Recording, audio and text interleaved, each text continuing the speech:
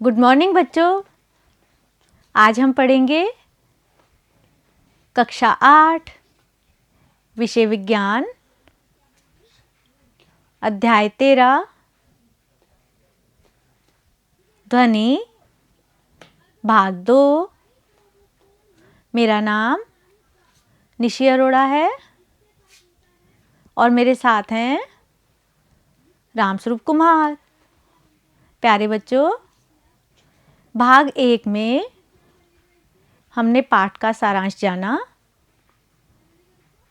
कि ध्वनि क्या होती है, ध्वनि संचरण कैसे होता है और ध्वनि प्रदूषण क्या होता है। आज हम इस अध्याय के प्रश्नोत्तर करेंगे। ठीक है बच्चों, शुरू करें।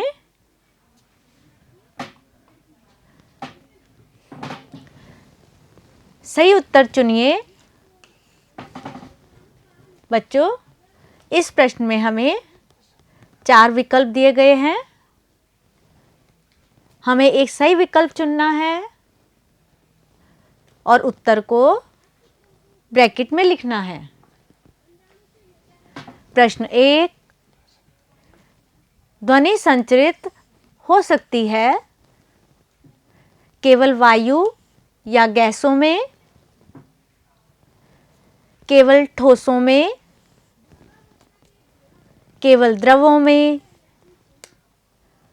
ठोसों, द्रवों तथा गैसों में। बच्चों, हमने पढ़ा था ना, ध्वनि तीनों में ही, ठोस, द्रव और गैस में संचरित हो सकती है।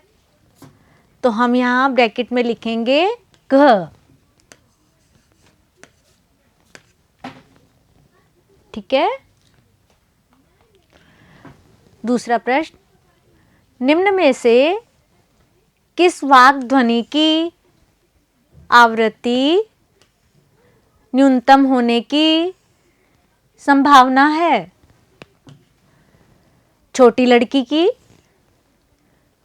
छोटे लड़के की, पुरुष की, महिला की। बच्चों, इस प्रश्न का उत्तर है पुरुष की। इनकी आवृत्ति सबसे कम होती है, इसी वजह से आवाज़ भी भारी होती है। तो हम यहाँ ब्रैकेट में लिखेंगे ग।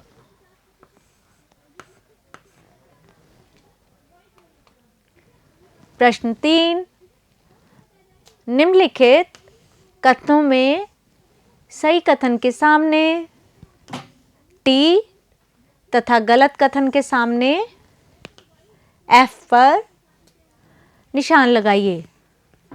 बच्चों, अगर ये कथन ट्रू है यानी सही है तो हम टी पर निशान लगाएंगे, और अगर ये कथन गलत है तो हम F पर निशान लगाएंगे। ध्वनि निर्वात में संचरित नहीं हो सकती। बच्चों, यह कथन सत्य है, क्योंकि ध्वनि संचरण के लिए माध्यम की आवश्यकता होती है। निर्वात में वायु नहीं होती, तो यहाँ ध्वनि का संचरण नहीं हो सकता।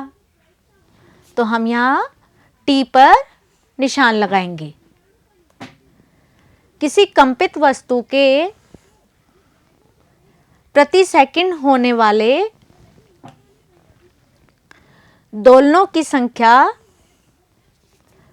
को इसका आवर्तकाल कहते हैं। नहीं बच्चों, आवर्तकाल नहीं, वह क्या कहलाता है? आवृत्ति। तो हम यहाँ F पर निशान लगाएंगे। अवांछित या अप्रिय ध्वनि को संगीत कहते हैं। बच्चों, अप्रिय या अवांछित ध्वनि को संगीत नहीं, क्या कहते हैं? शोर। तो हम यहां पर F पर निशान लगाएंगे। ध्वनि प्रदूषण आंशिक श्रवण अशक्तता उत्पन्न कर सकता है। बच्चों, यह कथन बिल्कुल सत्य है। ध्वनि प्रदूषण से हमारी सुनने की क्षमता कम हो जाती है। कभी कभी कोई व्यक्ति तो बहरा भी हो जाता है। तो हम यहाँ टी पर निशान लगाएंगे। मानव कानों के लिए श्रव्यता का परास 20 हर्ट्ज से 20,000 हर्ट्ज है। यह कथन सत्य है। तो हम टी पर निशान लगाएंगे। ठीक है बच्चों।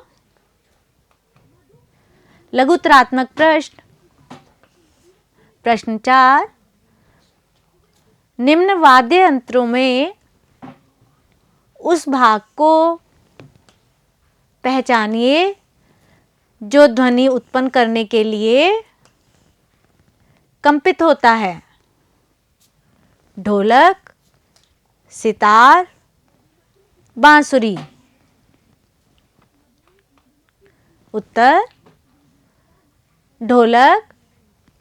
बच्चों, हमने पढ़ा था ना, ढोलक में तानित झिल्ली में कंपन होने से आवाज आती है। सितार में तार के कंपन से, और बांसुरी में वायु स्तंभ से।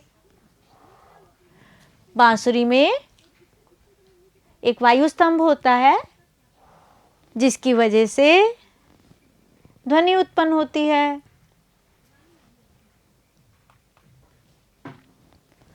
प्रश्न 5, शोर तथा संगीत में क्या अंतर है? क्या कभी संगीत शोर बन सकता है? उत्तर, शोर अप्रिय व अवांछित ध्वनि होती है, जबकि प्रिय व सुखद ध्वनि संगीत होती है। क्या कभी संगीत शोर बन सकता है? हाँ, संगीत भी कभी कभी शोर बन जाता है यदि संगीत अधिक प्रबल हो जाए।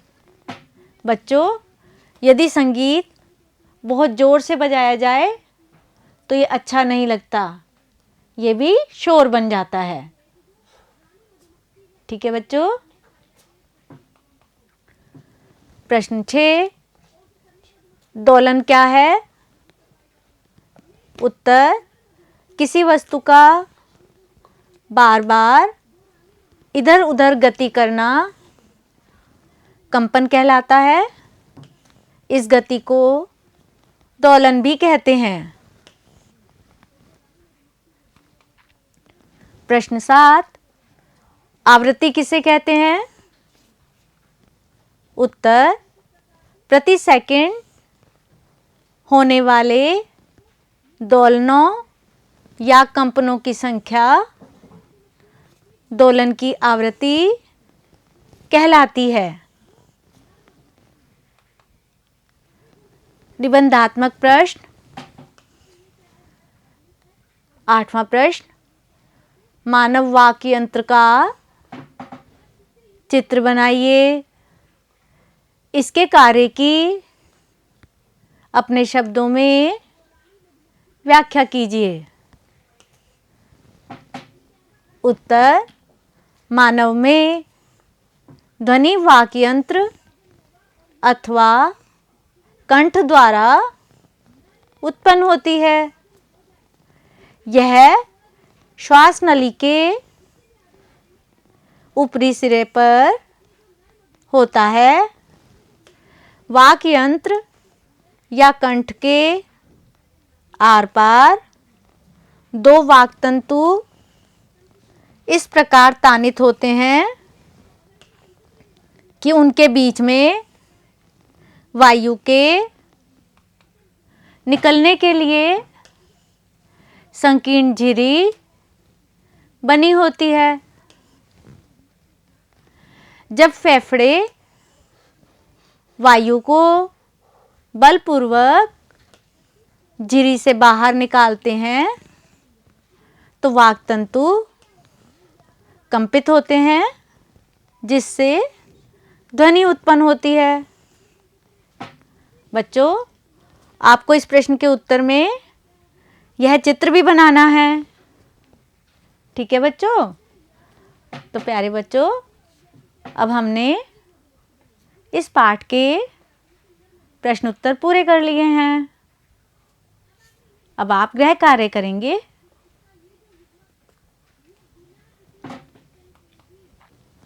गृह कार्य प्रश्न 1, अपने वातावरण में ध्वनि प्रदूषण के स्रोतों की सूची बनाइए। बच्चों, आपको इस प्रश्न के उत्तर में ध्वनि प्रदूषण करने वाले स्रोतों की सूची बनानी है, यानी आपको बताना है कि ध्वनि प्रदूषण कौन कौन से कारणों से होता है। ठीक है ना बच्चों? प्रश्न 2, ध्वनि प्रदूषण मानव के लिए किस प्रकार हानिकारक है। प्रश्न 3, उचित शब्दों द्वारा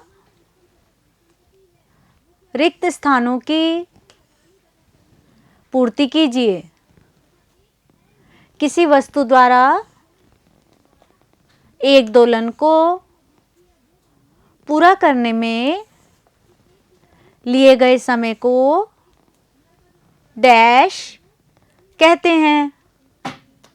बच्चों, आपको यहाँ रिक्त स्थान स्वयं भरना है।